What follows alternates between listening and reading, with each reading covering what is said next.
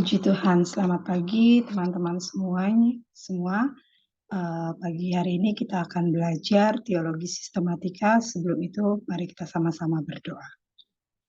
Pujian syukur kami naikkan kepadamu Tuhan Yesus yang baik. Kami mengucap syukur atas hari yang baru Engkau berikan buat kami Tuhan. Kami tahu ini semua anugerah-Mu yang begitu besar Kau berikan buat kami Tuhan.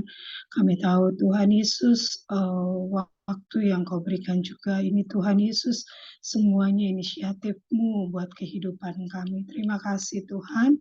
Terima kasih Tuhan Yesus yang baik, biar kami boleh benar-benar merespon inisiatif-Mu begitu besar buat kami, anugerah-Mu yang begitu besar buat kami Tuhan. Terima kasih Tuhan Yesus yang baik, terima kasih saat pagi hari yang indah ini Tuhan, kami memulai hari kami ini Tuhan Yesus, biarlah hari yang baru ini Tuhan Yesus kami mohon belas kasih-Mu, damai sejahtera-Mu, sukacita-Mu boleh menjadi bagian hidup kami. Saat pagi hari yang indah ini juga kami mohon ampun selalu kepadamu Tuhan, ampuni segala salah dosa kami, perkataan, pikiran, perbuatan kami, Tuhan mengampuni kami. Dan saat pagi hari ini kami akan belajar kembali kebenaran firman-Mu. Kami rindu Tuhan Yesus lebih lagi, oh Tuhan Yesus mengerti akan Tuhan Yesus firman-Mu terlebih, lebih lagi kami boleh menghidupi kebenaran firman-Mu. Tuhan tolong hamba-Mu, urapi hamba-Mu Tuhan, berkati hamba-Mu biar melalui hamba-Mu, biar itu semua daripada-Mu, hikmat semua daripada-Mu Tuhan, biar boleh dibagikan kami semua Tuhan Yesus. Teman-teman kami juga yang akan melihat melalui channel YouTube juga mereka Engkau berkati Tuhan Yesus, biar kami lebih hari lebih lagi mengenal Engkau Tuhan Yesus secara pribadi dan lebih lagi sungguh-sungguh lagi mengiring akan Engkau. Terima kasih Tuhan Yesus, terima kasih. Kami akan memulai teologi sistematika kami dan kami peralaskan doa kami hanya dalam nama Tuhan Yesus Kristus. Haleluya. Amin.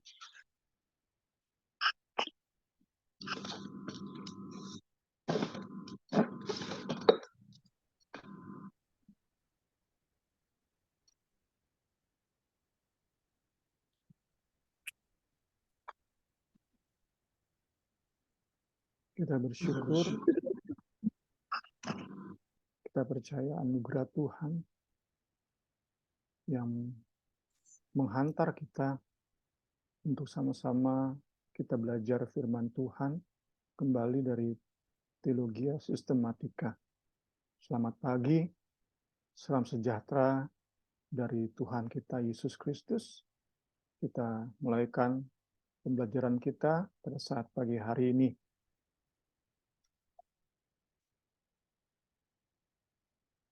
Kita masih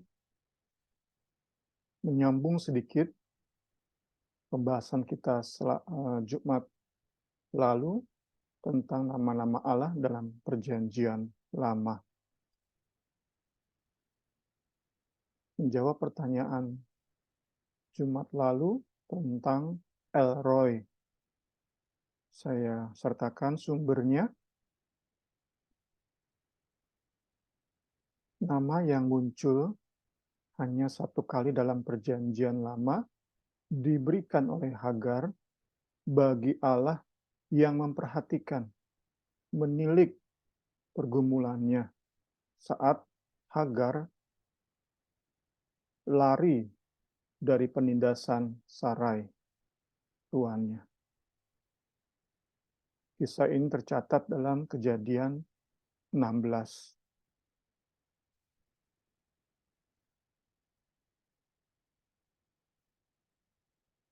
Kemudian Hagar menamakan Tuhan yang telah berfirman kepadanya itu dengan sebutan, Engkaulah El Roi. Sebab katanya, bukankah di sini kulihat Dia yang telah melihat aku? Kejadian 16 ayat 13.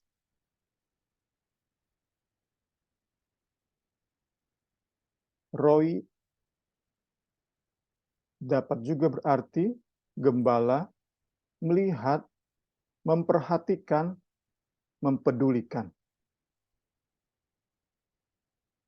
digunakan juga oleh Raja Daud saat ia memanggil Allahnya dengan nama Yehova Roi. Tuhan gembalaku, takkan kekurangan aku.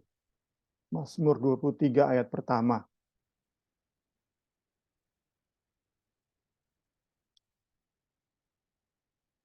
Saat kita baca Kejadian 16, kita lihat bahwa Tuhan Allah dari Abraham memperhatikan juga pergumulan Hagar. Hagar diberikan jaminan, diberikan janji juga untuk memiliki keturunan sebagaimana Abraham. Pertolongan dan janji yang Allah Israel nyatakan itu membuat Hagar menyebut Al-Abraham sebagai El Roi. Dan karena kita tahu tercatat dalam Alkitab, kita bisa yakin bahwa Tuhan Allah Israel tidak menolak nama yang diberikan oleh Hagar, seorang budak ini.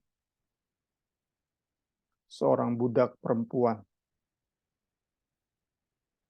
yang mungkin saat itu tidak diperhatikan, dianggap hanya sebagai properti, namun oleh ketulusan hati, oleh ungkapan terima kasih, nama El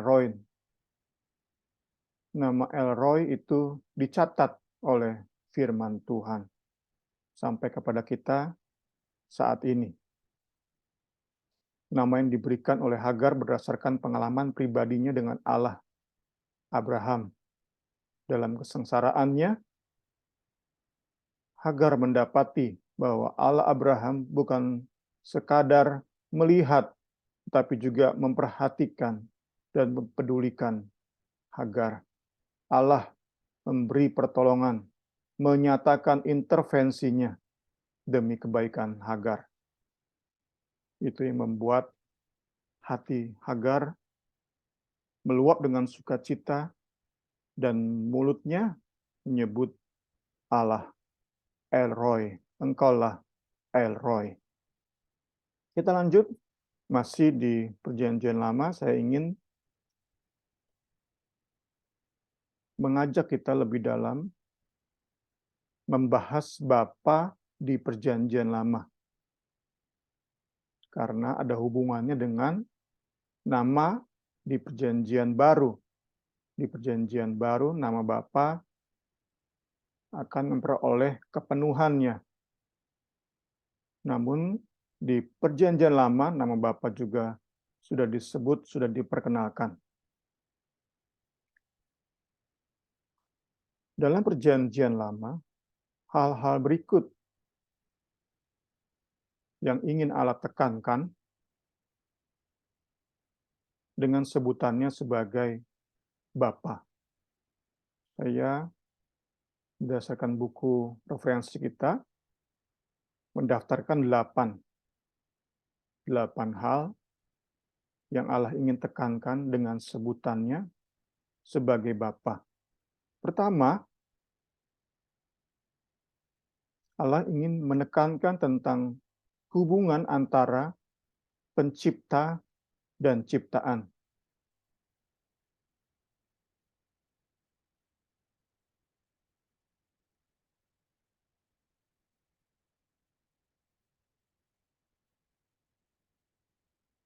Demikianlah engkau mengadakan pembalasan terhadap Tuhan, hai bangsa yang bebal dan tidak bijaksana.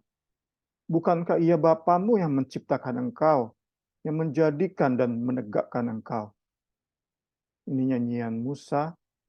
Musa sedang mengingatkan kepada bangsa Israel bahwa keberadaan mereka berasal dari Allah. Karena itu sudah sepantasnya mereka membalas Allah dengan hidup yang menyenangkan hatinya. Karena Allah sebagai Bapa yang mencipta dan Israel sebagai anak merupakan ciptaan dari Allah. Itu yang pertama, Allah ingin menekankan tentang hubungan antara pencipta dan ciptaan. Kedua, yang Allah ingin tekankan dengan sebutan atau dengan nama Bapa dalam Perjanjian Lama tentang tanggung jawabnya melakukan penebusan terhadap anak-anaknya.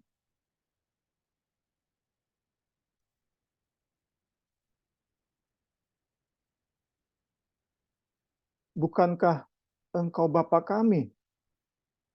Sungguh, Abraham tidak tahu apa-apa tentang kami, dan Israel tidak mengenal kami. Ya Tuhan, Engkau sendiri Bapa kami. Namamu ialah penebus kami sejak dahulu kala. Bangsa Israel sebagai bangsa yang durhaka, sebagai anak yang durhaka,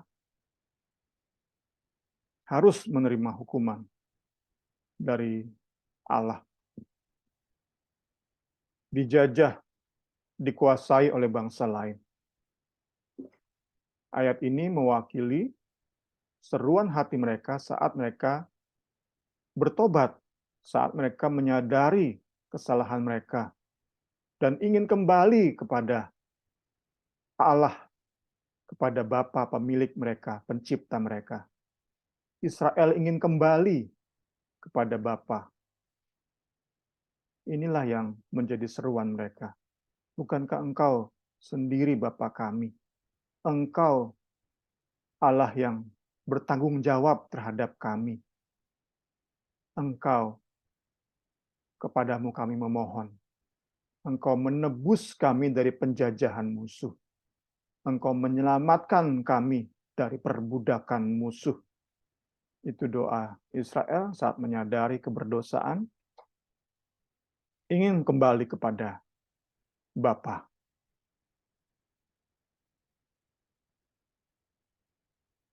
Ketiga,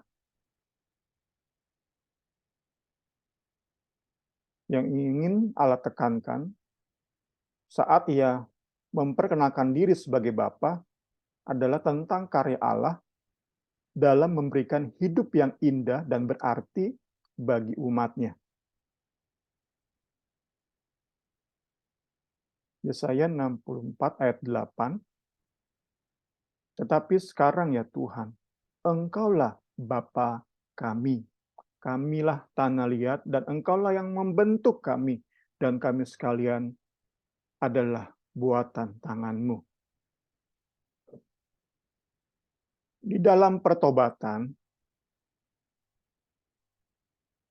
di dalam keinginan untuk kembali kepada Bapa, bangsa Israel yakin bahwa tangan Allah, tangan kasih Allah sanggup menjadikan mereka umat yang menyatakan kemuliaan Allah.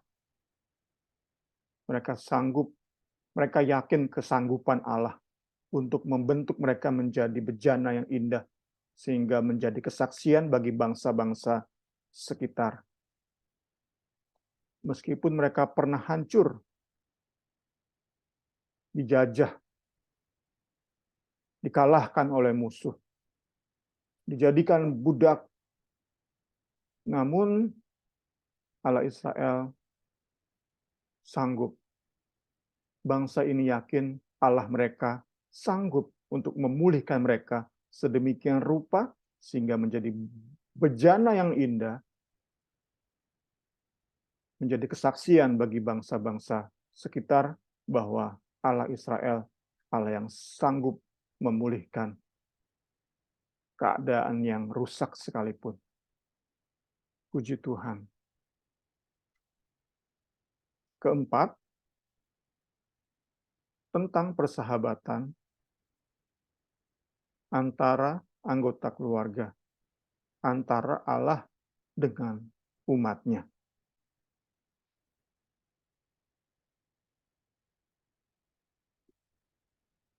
Bukankah baru saja engkau memanggil aku, Bapakku? Engkaulah kawanku sejak kecil. Kembali ini tentang mundur lagi, kekecewaan Allah sebagai Bapa terhadap bangsa yang sedari kecil, sedari bayi, sudah disertai oleh Allah. Allah menjadi kawan, menjadi sahabat bagi mereka sejak mereka bayi, dalam pertumbuhan mereka, sehingga mereka menjadi bangsa yang besar, bangsa yang diberkati. Namun kita tahu, kemudian mereka berlaku durhaka terhadap Allah yang menjadi Bapa, yang menjadi kawan sejak mereka bayi. Ini hal keempat yang Allah ingin tekankan. Hal kelima, saat ia memperkenalkan diri sebagai Bapa, ia ingin berkata bahwa aku Allah yang mewariskan harta kekayaan kepada anak-anaknya. Yeremia 3 ayat 19. Tadinya pikirku, sungguh aku mau menempatkan engkau di tengah-tengah anak-anakku dan memberikan kepadamu negeri yang indah, milik pusaka yang paling permai dari bangsa-bangsa. Pikirku, engkau akan memanggil aku Bapakku dan tidak akan berbalik dari mengikuti aku.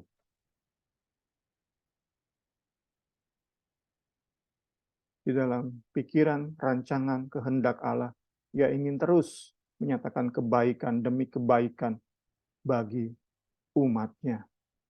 Sebagai Bapa kepada anak-anaknya, ia ingin terus. Namun, apa yang menjadi pikiran Tuhan, ia ingin melihat bangsa yang setia, sehingga ia terus memberkati bangsa ini. Namun ternyata Allah mendapati bangsa Israel sebagai bangsa yang berulang-ulang menunjukkan ketidaksetiaan, kedurhakaan terhadap Bapa mereka. Ini tentu mengecewakan hati Bapa, padahal saat ia perkenalkan diri sebagai Bapa, ia ingin memberi jaminan kepada bangsa ini bahwa aku akan terus dan terus memberkati engkau, memberikan hal-hal yang indah, perkara-perkara dahsyat.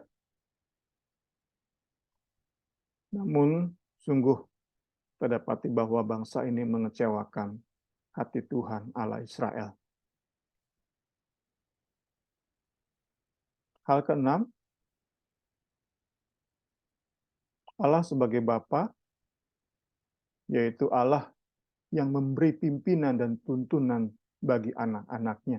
Ia Allah yang bertanggung jawab untuk menuntun anak-anaknya, untuk memimpin anak-anaknya di jalan yang benar, di jalan yang sesuai dengan kehendak dan rencananya.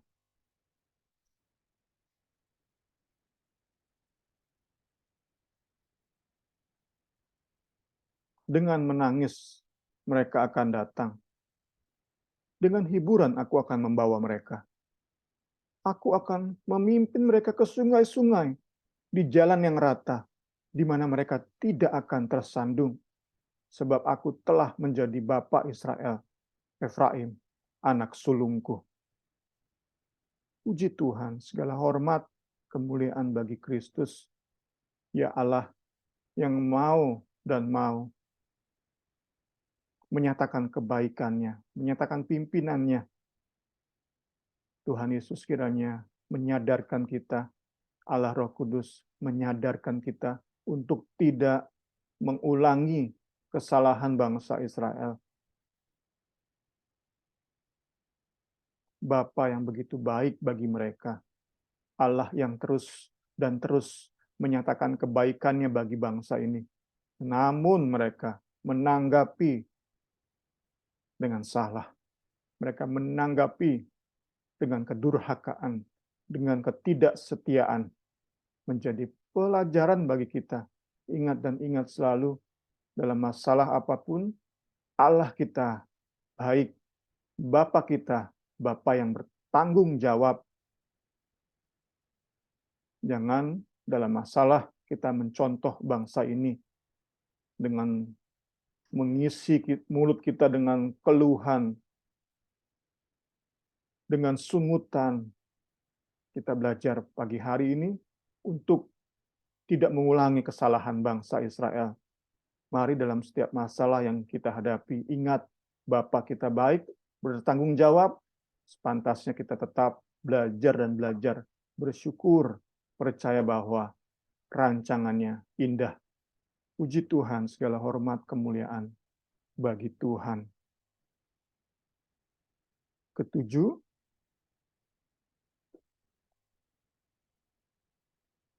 hal yang ingin Allah tegaskan dengan memperkenalkan diri sebagai Bapa adalah tentang penghormatan yang seharusnya Ia terima dari umatnya.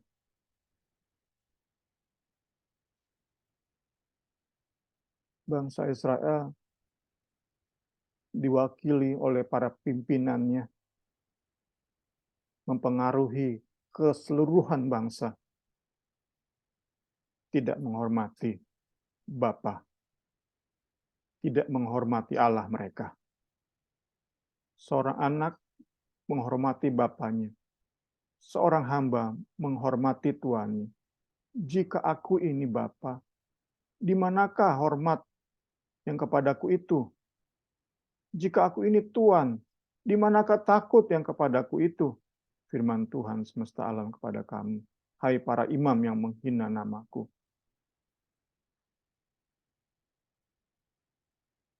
Terus dan terus, para pimpinan gagal dan gagal untuk menghormati Tuhan, untuk membalas segala kebaikan yang Tuhan tunjukkan. Kita tidak mau sekali lagi mengulang kesalahan bangsa ini. Kita berdoa dan berdoa memohon belas kasih Tuhan, merendahkan diri di hadapannya, bergantung pada Allah Roh Kudus, sehingga sungguh dalam situasi apapun, kita tetap belajar dan belajar mengucap syukur di dalam kepercayaan bahwa Tuhan Yesus selalu baik, bahkan dalam setiap masalah yang kita hadapi. Kedelapan,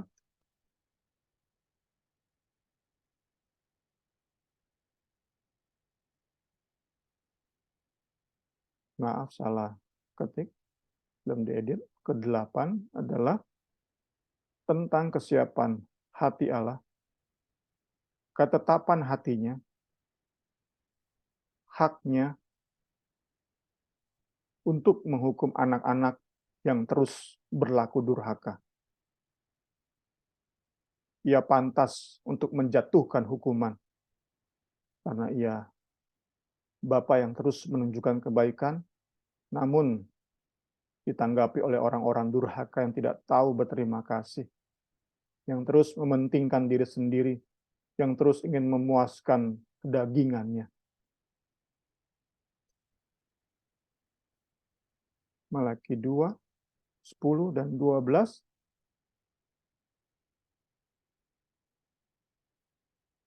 Bukankah kita sekalian mempunyai satu Bapa? Bukankah satu Allah menciptakan kita? Lalu mengapa kita berkhianat satu sama lain dan dengan demikian menajiskan perjanjian nenek moyang kita?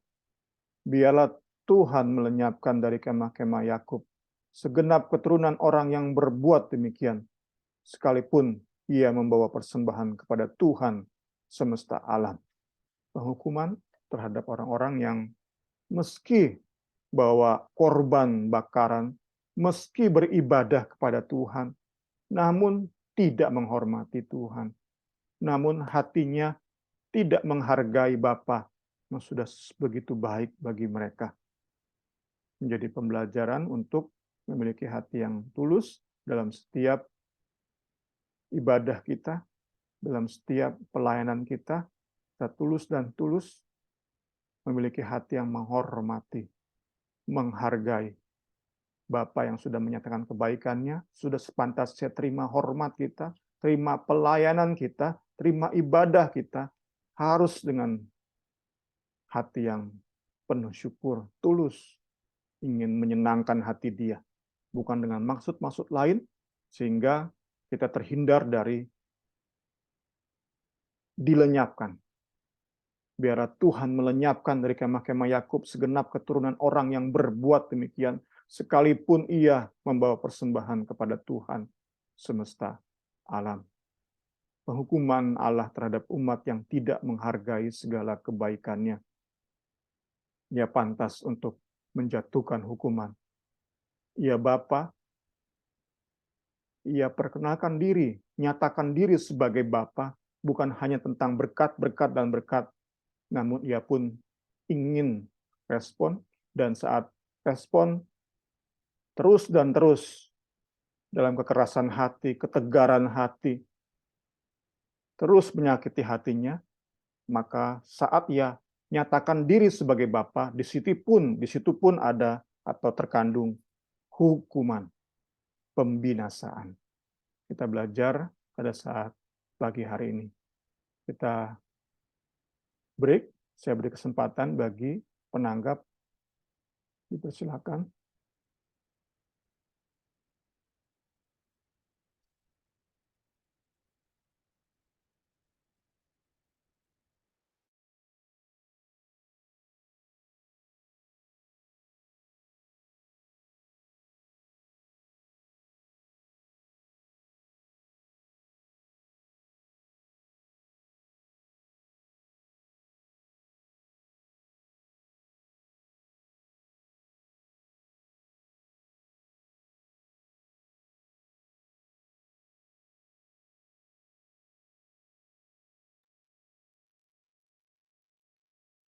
Puji Tuhan, kita lanjut. Kita bersyukur buat kesempatan yang Tuhan beri, sungguh indah, sangat indah, sungguh manis, sangat manis. Firman Tuhan bagaikan madu yang lebih dan lebih lagi memberi kepuasan bagi jiwa kita. Segala hormat kemuliaan bagi Dia, sungguh baik Dia bagi kita.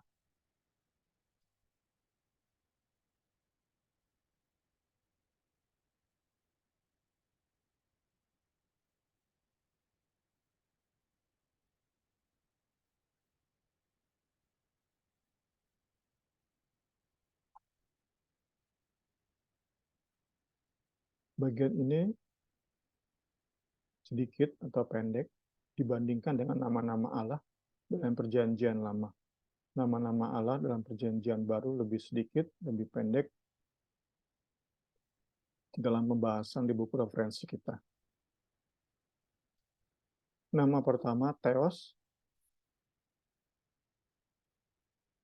Nama yang paling sering digunakan dalam perjanjian baru.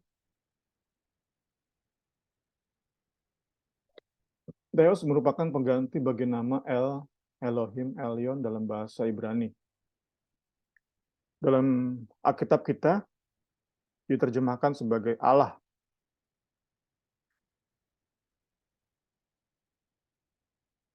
Seperti El, Elohim, nama atau sebutan ini juga bersifat umum, digunakan juga untuk menyebut keberadaan lain yang mirip dengan Allah, menyerupai Allah. Keberadaan lain yang bahkan ingin menyaingi Allah. Itu pun bisa menyebut diri dengan Theos. Atau seperti saat Paulus didapati kebal terhadap bisa ular, maka Paulus pun disebut sebagai Theos. Namun mereka menyangka bahwa ia akan bengkak atau akan mati rebah seketika itu juga. Tetapi sesudah lama menanti-nanti, mereka melihat bahwa tidak ada apa-apa yang terjadi pada Paulus. Maka sebaliknya mereka berpendapat bahwa ia seorang Theos. Jadi sekali lagi, nama ini umum, bersifat generik,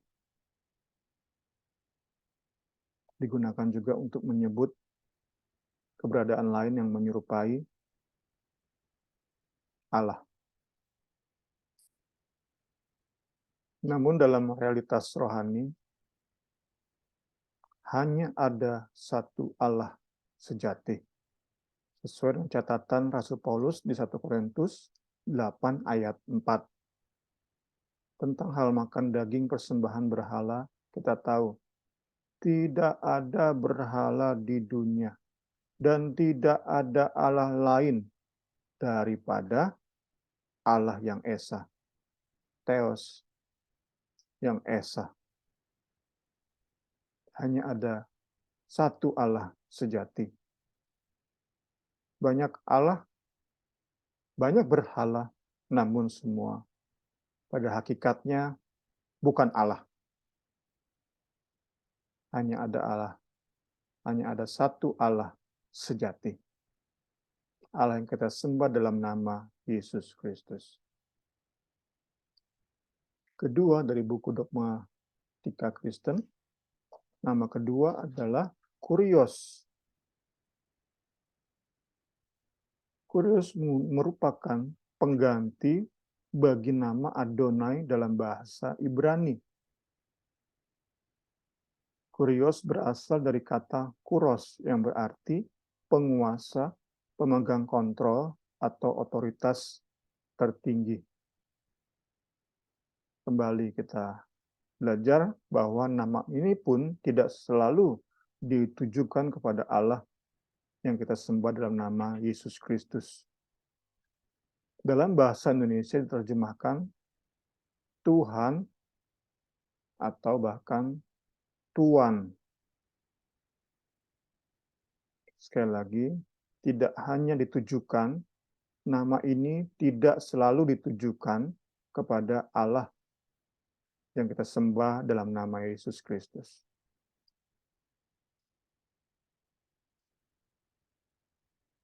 Ini ayat pertama dari Perjanjian Baru yang menggunakan kata theos, kata kurios, maaf.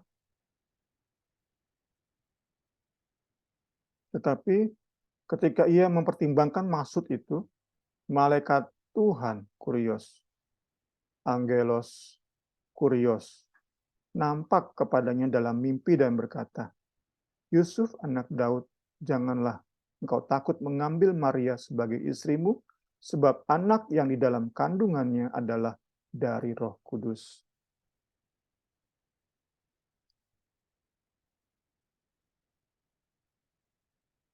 Kita sudah belajar kemarin, nama YHWH digantikan dengan Adonai. Itu di dalam Septuaginta. Kalau lupa apa itu Septuaginta, lihat lagi di Google. Karena nama YHWH, Yehova, Yahweh, sudah digantikan dengan Adonai, maka penulis Perjanjian Baru menggunakan kurios untuk menggantikan YHWH, Yehova, Yahweh.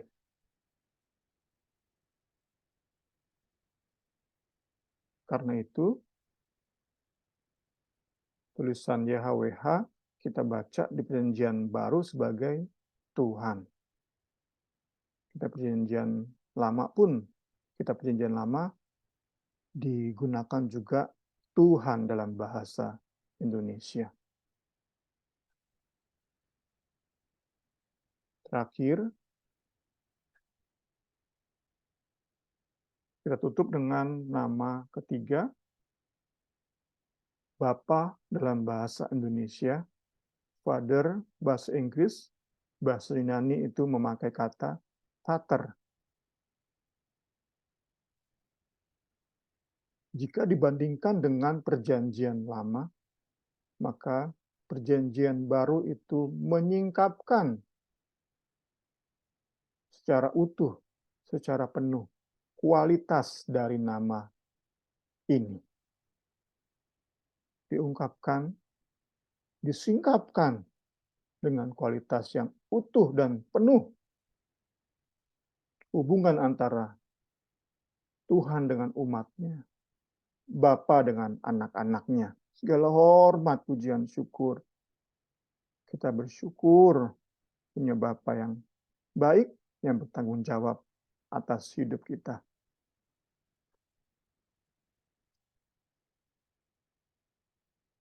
Tidak ada satupun doa dalam PL yang memanggil Allah sebagai Bapa. Sedangkan dalam perjanjian baru, ketika mengajari murid-muridnya untuk berdoa, Yesus mengajak mereka mengambil posisi, menempatkan diri sebagai anak dari Bapa di surga.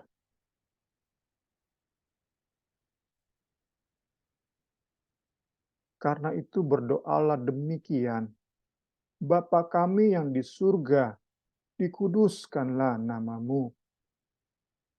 Tuhan Yesus mengajak.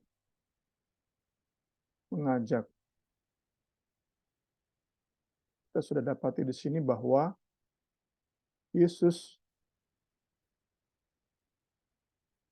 bersatu dengan murid-muridnya. Yesus mewakili murid-muridnya. Sedemikian sehingga bersama dengan Yesus, murid-muridnya memanggil Allah sebagai Bapa. Tentu dalam keberdosaan kita, jelas kita tidak pantas memanggil Allah Maha Kudus sebagai Bapa. Kita yang najis, kotor, memanggil Allah Maha Kudus sebagai Bapa, jelas sebuah penghinaan.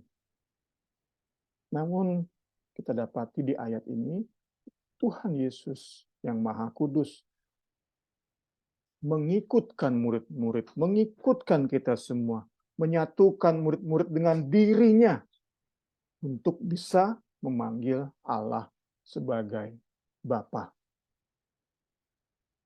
Itu berarti tentu kita dikuduskan oleh darahnya, sehingga kita bisa menjadi satu dengan Yesus. Untuk layak, untuk pantas kita memanggil Allah sebagai Bapa. Di saat filosofi Yunani menggambarkan Allah itu sebagai keberadaan yang tidak berpribadi, yang jauh berjarak dari manusia, Yesus Kristus datang dalam pengajarannya, dengan pengajarannya, menyatakan kedekatan Allah. Hubungan yang personal, hubungan yang indah, intim, sebagai Bapa dengan anak. Kupuji nama Yesus. Ku bangga punya Allah seperti Yesus Kristus. Seperti Allah yang kita sembah dalam nama Yesus Kristus. Kiranya ini menjadi kebanggaan kita bersama. Gelar favorit Yesus bagi Allah adalah Bapa. Meskipun tentu ia memanggil Allah dengan sebutan-sebutan lain. Tapi gelar favorit adalah Bapa.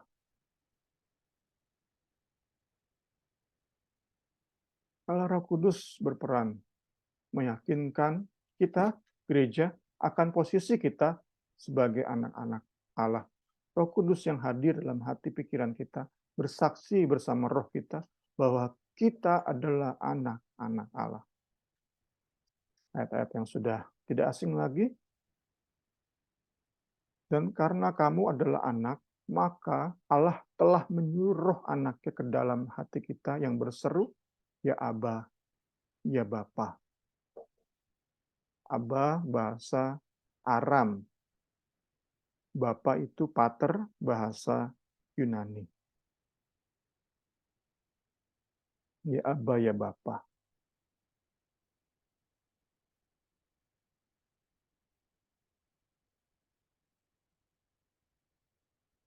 Roma 8, 15, 16. Sebab kamu tidak menerima roh perbudakan yang membuat kamu menjadi takut lagi. Tetapi kamu menerima roh yang menjadikan kamu anak Allah. Oleh roh itu kita berseru, ya Aba, ya Bapa. Roh itu bersaksi bersama-sama dengan roh kita bahwa kita adalah anak anak Allah. Segala hormat kemuliaan bagi Yesus. Kita bersyukur kita punya Roh Kudus. Jika kita hubungkan dengan Zoom bedah buku 1 Korintus, kita bisa yakini terhadap sebuah realitas rohani, di mana hanya orang-orang yang memiliki Roh Kudus yang dapat sungguh-sungguh memanggil Allah sebagai Bapa. Hanya orang-orang yang memiliki Roh Kudus yang sungguh bisa menjalani hubungan yang intim, bukan basa-basi dalam kepalsuan, dengan Allah pencipta langit dan bumi, Allah Maha Kuasa, Maha Baik, Maha Bijaksana. Puji Tuhan, puji Tuhan, puji Tuhan.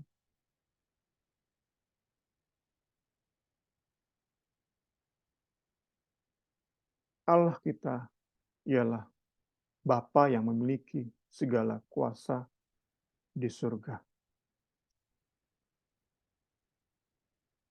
Bapakku yang memberikan mereka kepadaku lebih besar daripada siapapun, dan seorang pun tidak dapat merebut mereka dari tangan Bapa. Menyatakan kemahakuasaan Allah. Allah kita adalah Bapa yang memiliki segala kuasa. Allah kita tidak tertandingi oleh kuasa manapun. Ya, kita akhiri dengan 5 poin.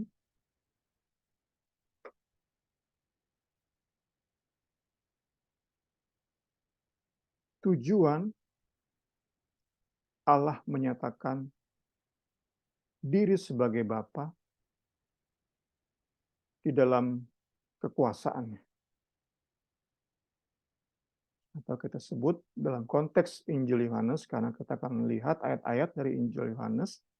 Dalam konteks Injil Yohanes, berikut ini tujuan Bapa Surgawi menyatakan kuasanya kepada umatnya.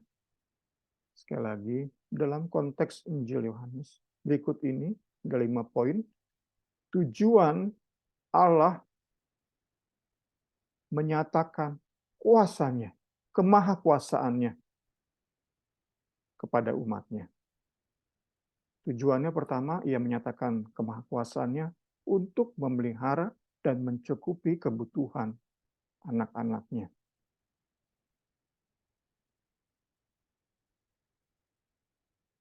Maka kata Yesus kepada mereka, "Aku berkata kepadamu, sesungguhnya bukan Musa yang memberikan kamu roti dari surga, melainkan Bapa-Ku yang memberikan kamu roti yang benar dari surga."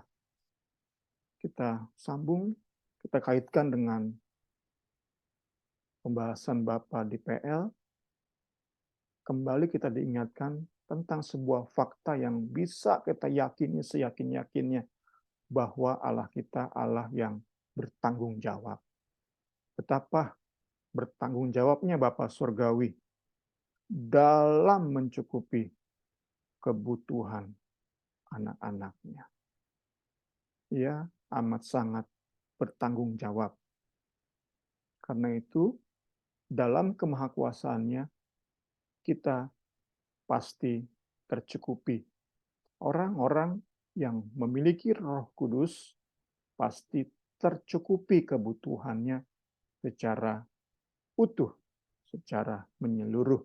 Bukan hanya tubuh, tapi juga jiwa dan roh kita, kebutuhannya terpenuhi. Dalam kemahakuasaan Bapa Surgawi, kita terjamin, kita beroleh kepastian. Kedua, Bapa di surga menyatakan kuasanya dengan tujuan untuk mengangkat anak-anaknya dalam kehormatan dan kemuliaan.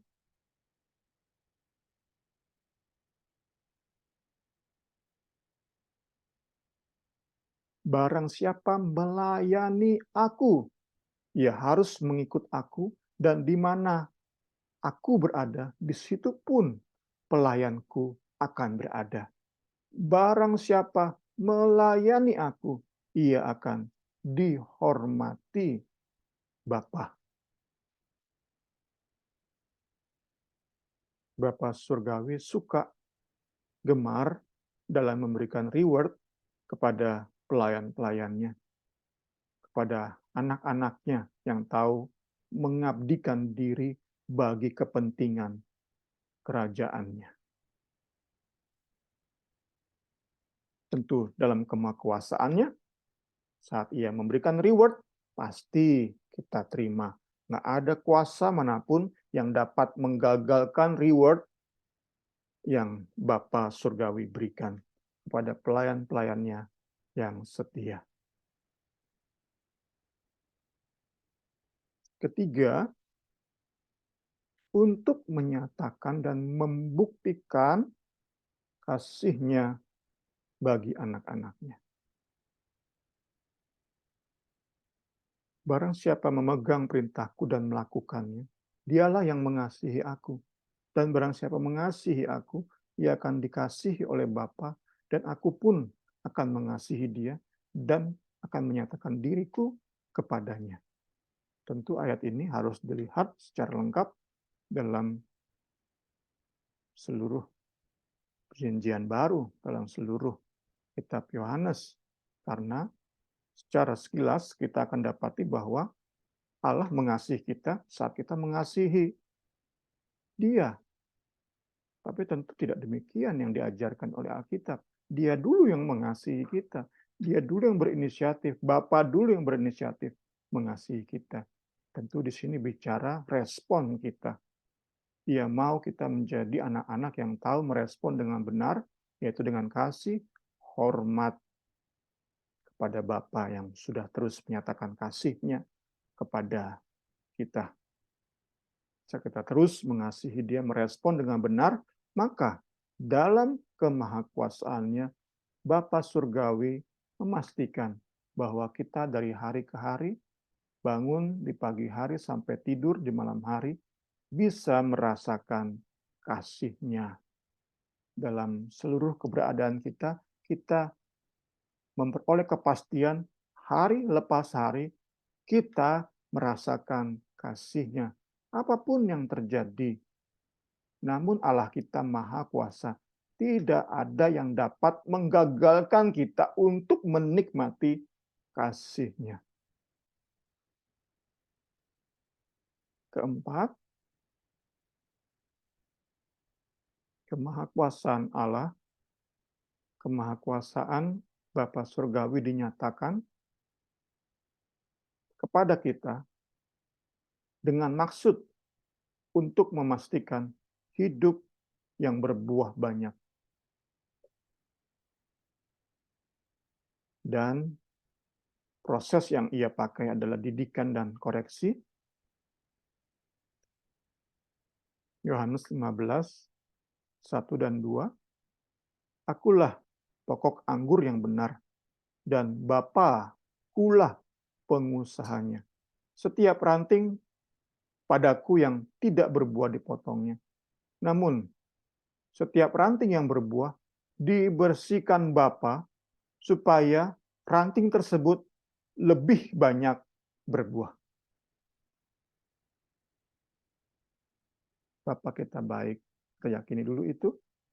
Seyakin-yakinnya kita yakini Bapa kita baik, bertanggung jawab, sehingga saat kita harus melewati proses pemangkasan, proses pembersihan, proses yang jelas tidak enak, ada hal-hal yang dipotong dari hidup kita, tentu tidak enak, tentu membuat kita tidak nyaman, namun keyakinan kita pada realitas Allah baik, Bapa kita bertanggung jawab, maka kita bisa jalani proses tersebut. Kita bisa jalani pemangkasan, pendisiplinan tersebut. Kita bisa yakini bahwa proses yang ia izinkan terjadi dalam hidup kita, itu pasti pas, tepat, Ia tidak memanjakan kita untuk membuat kita terus di dalam dosa, tidak bertumbuh, tidak seperti itu, karena kita yakin didikannya pas. Ia tidak akan memanjakan kita. Namun, ia pun tidak akan berlaku terlalu keras dalam mendidik kita. Karena kita yakin didikannya pasti pas. Ia maha kasih, ia maha baik, ia maha tahu, ia maha bijaksana. Pasti pas didikannya. Tidak memanjakan, namun juga pasti tidak terlalu keras bagi kita. Kita akan mampu menjalani proses untuk menuju hidup yang berbuah banyak. Dalam kemahakuasaannya, Bapa Surgawi memastikan proses ini berhasil. Tidak ada kuasa manapun yang akan menggagalkan proses ini. Segala hormat kemuliaan bagi Tuhan. Hati kita, mari kita jaga, jauhkan dari keluhan, jauhkan dari sungutan. Kita mau percaya proses yang ia buat baik dan baik, mendatangkan buah dan demi buah lagi, lebih banyak buah lagi untuk hormat kemuliaan Tuhan. Terakhir, kelima, dalam kemahakuasaannya, Bapa Surgawi menyatakan kuasanya kepada anak-anaknya dengan tujuan untuk menjawab keinginan dan memuaskan hasrat hati anak-anaknya.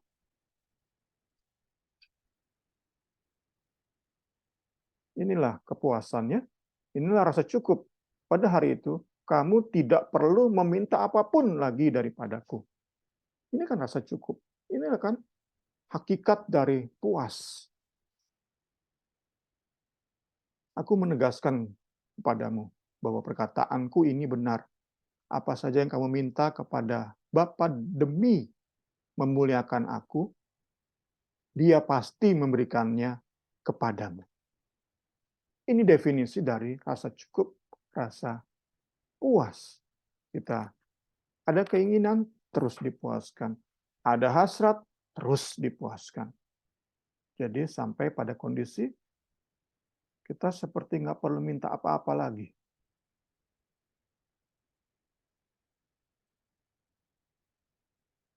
Dalam kemahakuasaannya, Bapa Surgawi memastikan bahwa anak-anaknya hidup dalam kepuasan, hidup dalam keinginan yang terpuaskan.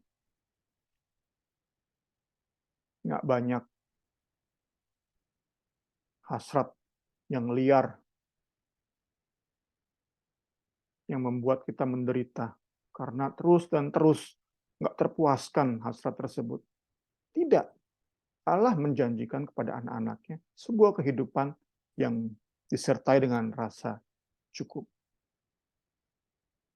Ada keinginan, tetapi seperti nggak ada. Karena terus dan terus kita puas bersama Kristus. Saya tutup dengan salah satu ayat favorit saya, Yosua 23:14. Maka sekarang sebentar lagi aku akan menempuh jalan segala yang fana. Sebab itu insaflah dengan segenap hatimu dan segenap jiwamu. Bahwa satu pun dari segala yang baik yang telah dijanjikan kepadamu oleh Tuhan Allahmu, tidak ada yang tidak dipenuhi. Semuanya telah digenapi bagimu. Tak ada satupun yang tidak Bapa penuhi. Segala hormat kemuliaan bagi Tuhan. Selamat pagi. Saya beri kesempatan bagi penanggap, dipersilahkan.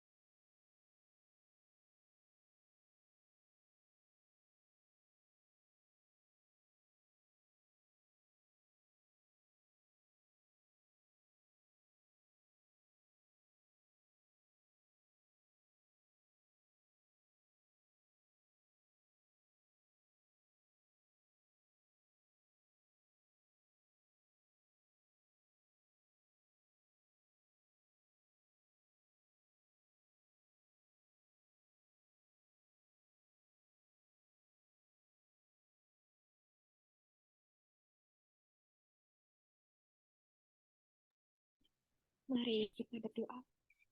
Terima kasih ya Bapa, terima kasih ya Tuhan. Sungguh kami begitu diberkati ya Tuhan Yesus dengan firman-Mu di pagi hari ini ya Tuhan. Terima kasih ya Tuhan, Kau sangat baik bagi kami ya Tuhan. Tak cukup hati kami, pikiran kami Tuhan, melihat karakter-Mu, sifat-Mu yang begitu luar biasa. Tak cukup membayangkan ya Tuhan, kasih-Mu yang begitu besar bagi kami ya Tuhan. Ya Tuhan, kami ingin berterima kasih lebih lagi dengan merespon segala kebaikan-Mu ya Tuhan. Engkau saja ya Tuhan Yesus penuntun kami ya Tuhan untuk bisa melakukan yang terbaik ya Tuhan Yesus sebagai rasa terima kasih ya Tuhan Yesus. Terima kasih ya Tuhan, Engkau yang selalu memenuhi kebutuhan kami. Engkau Allah yang begitu mengasihi kami. Engkau yang mungkin lebih dari bapak-bapak yang ada di muka bumi ini ya Tuhan. Terima kasih ya Tuhan. Tuhan yang terus membimbing kami ya Tuhan Yesus untuk bisa seturut dan sekehendak apa yang Kau perintahkan ya Tuhan. Kami juga mau berterima kasih ya Tuhan untuk Bung Semi yang mau terus membimbing kami ya Tuhan Yesus dengan kebenaran firman-Mu ya Tuhan. Tuhan pakai lebih hari, lebih luar biasa, lebih heran lagi ya Tuhan Yesus. Kami percaya ya Tuhan Yesus. Dengan Bung Semi ya Tuhan Yesus, kami selama ini bisa dikuatkan, kami bisa dikoreksi ya Tuhan Yesus. Untuk itu ya Tuhan, semua segala yang baik Tuhan sediakan buat Bung Semi ya Tuhan Yesus untuk memperlengkapi pelayanannya ya Tuhan. Kami juga mau doa ya Tuhan untuk setiap jemaat-Mu, anak-anak-Mu yang mau mendengarkan YouTube ya Tuhan. Tuhan saja yang jamah hati kami yang bisa mengenal lebih lagi karakter Bapa kami bisa melihat lagi kebaikan-Mu ya Tuhan Yesus. Dan kami memiliki hati, memiliki roh ya Tuhan, untuk semakin mau meresponi, untuk semakin mau dekat dengan-Mu. Terima kasih ya Tuhan, Tuhan saja yang kumpulkan kami di Jumat mendatang ya Tuhan, semua karena kasih setia-Mu, kami boleh berkumpul kembali, kami boleh belajar lagi ya Tuhan Yesus. Tuhan yang jamah setiap anak yang mungkin butuh mendengarkan hal kebenaran ini ya Tuhan Yesus, bawa lebih lagi jemaat-Mu ya Tuhan Yesus, sehingga nama-Mu saja dipermuliakan. Terima kasih ya Tuhan, kami percaya sukacita damai melingkupi hati kami di hari ini ya Tuhan Yesus. Terima kasih untuk pagi yang benar-benar bermakna ya Tuhan. Kami serahkan ya Tuhan Yesus sehari kami ke depan ke dalam tangan-Mu, dan kami berterima kasih di dalam nama Tuhan Yesus Kristus. Haleluya. Amin. Amin. Makasih ya Bu. Makasih Kak Rini. Terima kasih Niar. Terima kasih.